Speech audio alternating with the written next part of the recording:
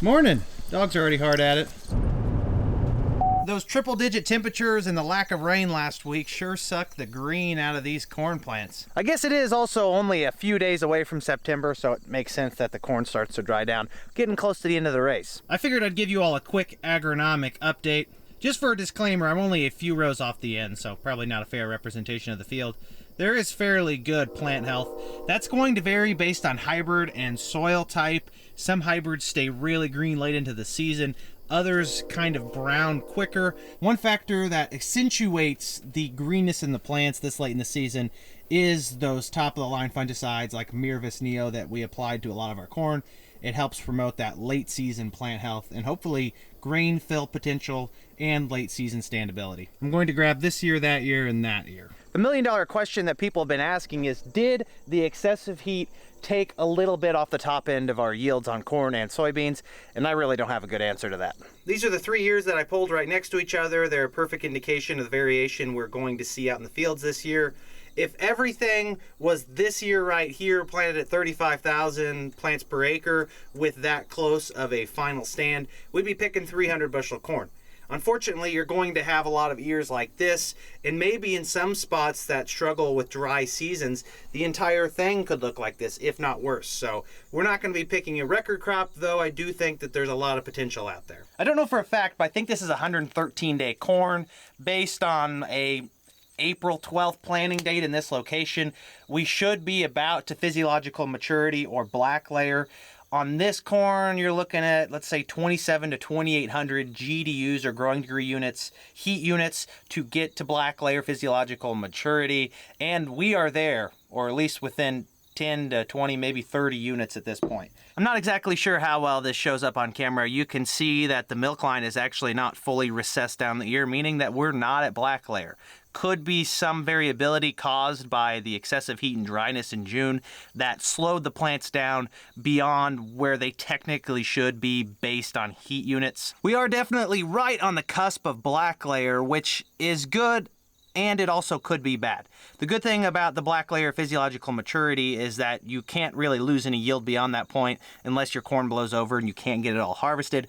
The bad is that there is still yield on the table, meaning that if we get more heat and no more rain, which they're calling for another round of almost triple-digit heat next week, this corn may not be able to capture its full potential at grain fill because it'll shut down early. Without enough moisture, it doesn't have what it needs to pack those carbohydrates into the kernels, and that few percent of weight that it adds here at the end is worth quite a bit. If we're raising 240, 250 bushel corn, you take a percent or 2%, let's say 3 to 5 bushels off your top end, that times $5 for cash corn right now is anywhere from $15 to $25 per acre.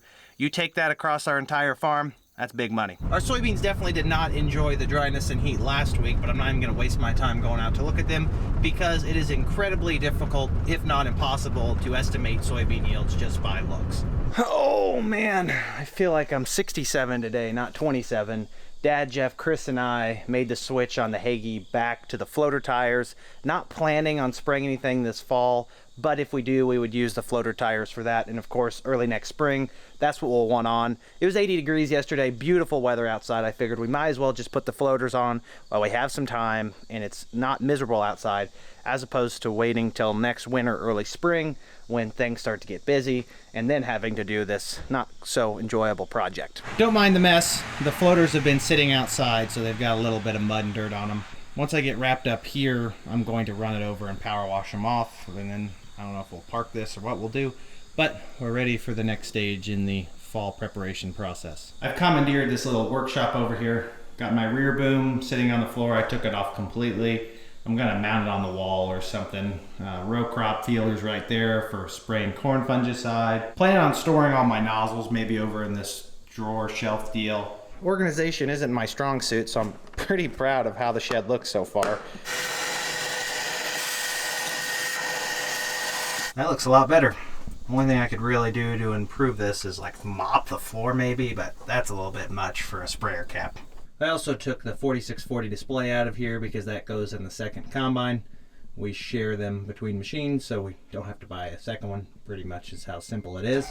With no plans to do any kind of fall spraying, there's no chance that the Hagie and the S670 combine run at the same time, which means there's no reason to buy a second monitor when you can share them. So that's what we did, and we're pretty much ready to put this thing away. Okay, well that's not entirely true. There's a lot of other things that need done to this Hagie before the winter, or at least before I put it away. Just for today, we're pretty close to done. Yesterday when we were putting these on, someone, and I'm not going to name names, my dad cross-threaded one of the lug nuts when he started and ran it on with the 1/2-inch impact, and so he ruined the lug nut. As opposed to running it on the rest of the way and fixing it, I said, why don't we just get a new one? That makes a lot more sense. So that's the only one we have left. It's not going anywhere.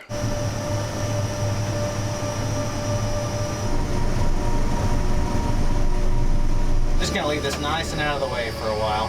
One thing I wanted to address really quickly is that over the last couple months since I had to fix this bracket and the breakaway section here, had a lot of concerned comments that I should have put anti-seize in all the pins so they didn't lock up so tightly, leading to more problems in the future and a hard time getting them out.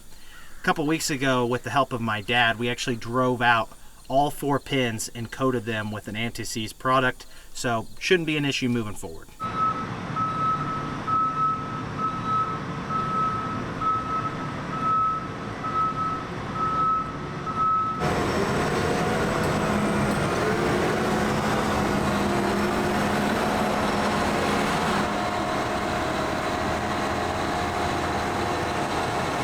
Other than some electrical work, the new grain bin is complete, power sweep and all. It looks like we may actually need this bin this year with a somewhat decent crop coming on, so I think we'll be glad we built it here in another 3 or 4 weeks. The out-auger sticks out a little bit farther than the other bins, though that may actually be pretty useful when it comes time to slide the conveyor under there.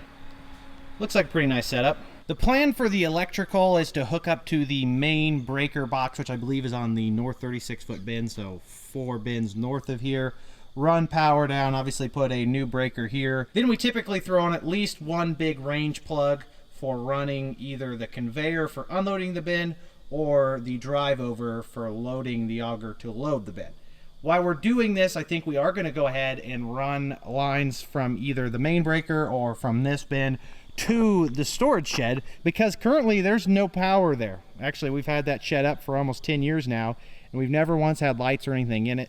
It would be somewhat useful to at least have lights in there, and maybe at some point in the future, if we want to add an overhead door or a hangar door to make getting in and out quicker, we can think about doing that since we already have the service there.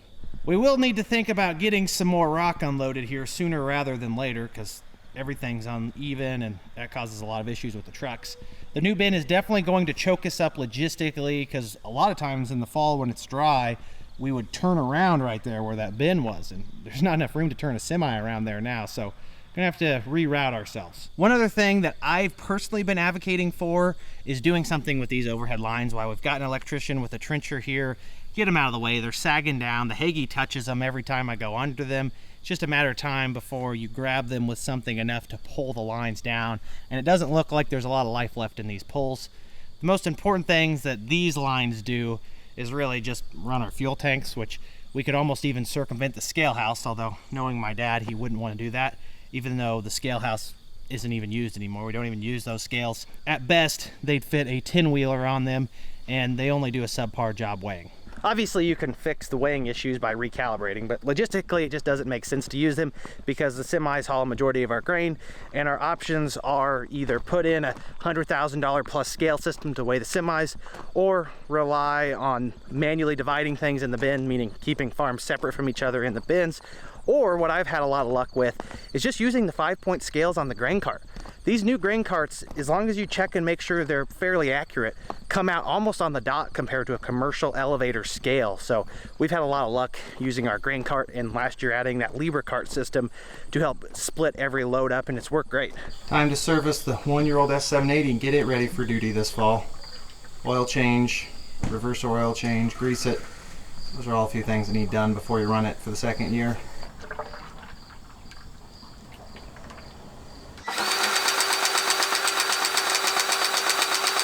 Arguably one of the more important parts for a combine is a new engine air filter. These things suck in a lot of dirt and dust when they're out harvesting.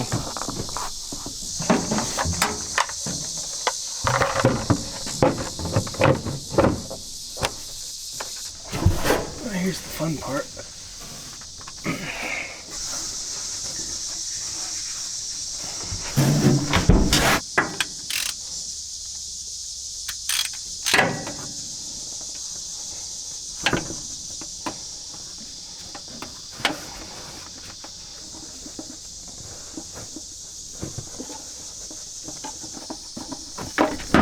Oh, you're not supposed to drop that.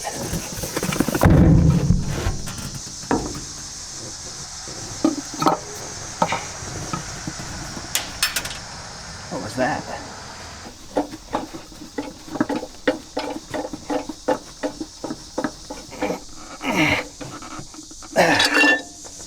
Usually they say hand tight is good enough.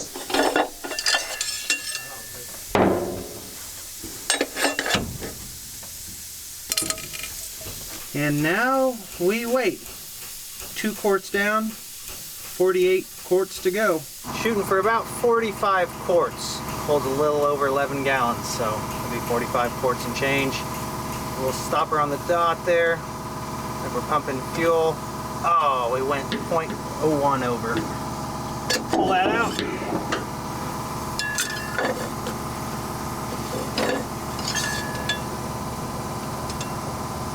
The oil's so clean I can't tell if I got too much or not.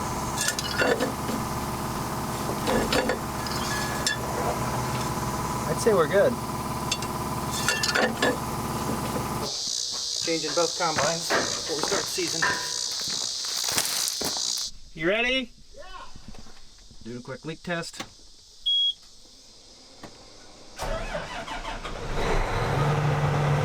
I'm either listening for a concerned scream or watching for flailing arms to tell me if there's some kind of major leak. Usually there's not, but this is kind of just a safety protocol, make sure everything's in the right spot and tight. Hearing nothing, I'd say we're good on that. Software updates, like brushing your teeth for your new modern equipment. I just noted our service in the manual just so we have a record of what we've done to this machine. 266 hours on the engine from one harvest last fall. That's how many hours we put on the combine itself. About 180 on the separator. So combine hours are classified as engine over separator. So 266 over 180. I don't know what a good use ratio is. That may be kind of poor actually, but that's what we put on it harvesting our crop. We were thinking about trading it all off season into this year, and prices for trade difference are just so ridiculous, and it just didn't seem like we needed to because this was a good machine, and maybe we'll explore trading in the S670 here in the future to kind of amp up our soybean cutting capacity. That being said, I know someone's going to ask about why don't we trade them both on an X9. I kind of talked about that a little bit in the video where I calibrated the corn head, so go back and watch that one for an explanation on that standpoint. The only thing I wish we would have done better to this combine and the other one is washed it a little bit better last fall. We didn't really get around to it, and our wash bay's outside, so once it gets cold, it's very hard to find the conditions and motivation to power wash a combine. I'm gonna go back and finish greasing the back end of the combine. Dad's gonna change the reverser oil here.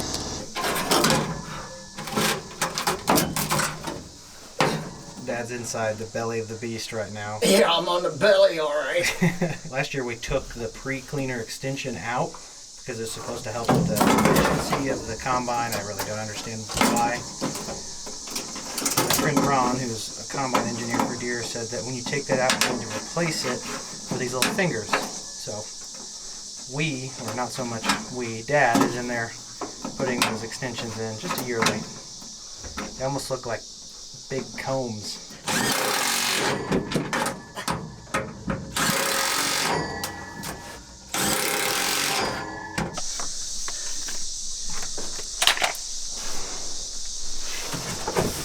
Dad's headed back over with the 780. It's pretty much done, other than maybe clean the windows before we hit the fields. I'm gonna see if the S670 will even start because it's been parked here for a while. Oh yeah, right up. Other than needing the engine oil replaced as well as the engine oil filter, this combine is pretty much in field ready shape. We did spend about 30 to 40 grand this off season completely rejuvenating the guts of it, new threshing elements, new unloading auger flighting, a multitude of things that happens once a combine gets too many bushels through it, which this one had. I'd like to think with the addition of that 12-row folding corn head to the S780 that the 670 will see even less hours this fall. Although Marty keeps saying he's going to hook the 8-row corn head up, which as the grain cart driver, I sure hope not. I'd say Dad's making sure you got enough oil in your first.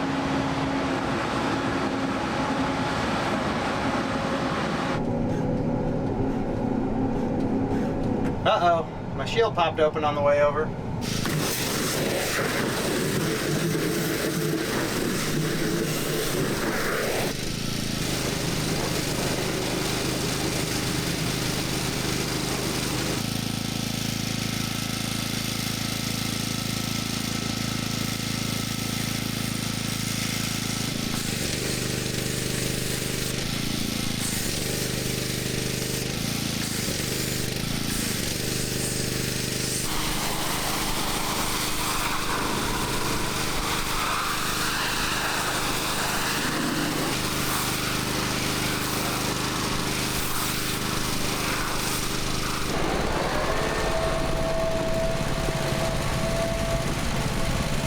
ATR370's washed off, looks pretty good. We'll throw a coat of wax on it here the next couple days and then we'll pretty much be good to hook it up to the grain cart and start thinking about harvest. I'm gonna leave you with one last thing, my opinion on our soybean crop. Decent ways out here and grab you a bean.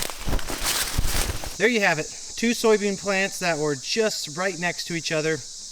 Quick disclaimer, soybean counting is just a complete crapshoot. Every plant is so different. I'm just gonna kind of take a peek at these and give you my opinion. At first glance, one thing I see on these plants that is really disappointing and makes them kind of lackluster is the lack of a top pod cluster. Typically when soybeans have an exceptional growing season, right on the top node when it's done vegetating all the way up, it puts on a cluster of beans. Usually it's 4 or 5 depending on the variety and the health of the plant. This season though, I'm not seeing any clusters on top. And you might think, oh, well, 4 or 5 pods, that's not a big deal. Well, actually, 4 or 5 pods, if there's 2 or 3 or maybe even 4 beans in them, because oftentimes the top pod set has the biggest pods, is a lot of bushels of beans not on the table. You can see the left plant, same deal, no cluster on top. Got some death here. I mean, just pods that never fully developed because of the stress and heat. Keep in mind, we do plant our soybeans rather thick, so that does negatively affect the overall pod development, kind of like tip back on an ear of corn. One thing you don't want to see is something like this. You've got a 3 bean pod initially, didn't develop that middle bean in there. You got a 3 bean here, didn't fill out that top one. The rest of them are getting kind of full, but overall, like I just said a second ago, really lackluster looking soybeans. And this finish we've had to the season is not ideal for top end yields. The age-old saying for high yielding soybeans is you need rains in August and maybe a rain or 2 in September. We've had 1 good rain in August. It's almost September. That ground is bone dry out there other than maybe a little bit of moisture. Super hot last week. It's going to be super hot next week. Not an ideal finishing scenario for our soybeans or our corn. Corn, though, managed to catch that rain in the beginning to middle of July, which is kind of that crucial time frame for moisture in corn. Soybeans need consistent rainfall in August, and like I said, we haven't had that. So the idea that we may have, I don't know, 80 bushel beans is probably off the table unless my bearings are completely wrong. I've actually adjusted my expectations downward. I think we're gonna have 60 to 70 bushel beans, which is 5 to 10 bushels an acre off of where we were last year. The lack of rain in June also hurts soybeans because it limits vegetative growth. They don't have deep root structures, and if there's not moisture in the ground, they're not going to be able to continue growing upward until they get more rain. On top of vegetative growth, you get added weed pressure because water hemp in particular seems to still thrive when it's dry, or at least drier than soybeans can handle. Water hemp comes through, your herbicides aren't as effective. There's just a million problems that happen. Typically, you like to see 4 bean pods. That's a sign of very healthy development in your soybeans. Could be a variety thing. I'm only seeing 1 4 bean pod on this one. Maybe there's a second one that I don't see, but that's not really that impressive of a number. This plant right here, I don't even think I see a single 4 bean pod. Just not been a good growing season for corn or soybeans, but I think the soybeans are going to be hurt by this poor finish. One thing you do have to keep in mind though about soybeans is that looks are extremely deceiving. Alrighty folks, that's gonna be it for me today. If you wanna know how our soybeans do this harvest, make sure you subscribe to the channel. I try to do the best job I can to accurately showcase the yields of our crops and of course the variety or hybrid in that field. I think that's very pertinent for you guys to understand the performance of our fields and how our management decisions and growing seasons affected the end results. That's conversation for a different day. I'll catch you all in the next episode. Until then, make sure you like the video if you enjoyed it, subscribe if you want to see more, and comment down below if you have any questions. You know I love to talk about farming. Have a great day, everyone. Peace!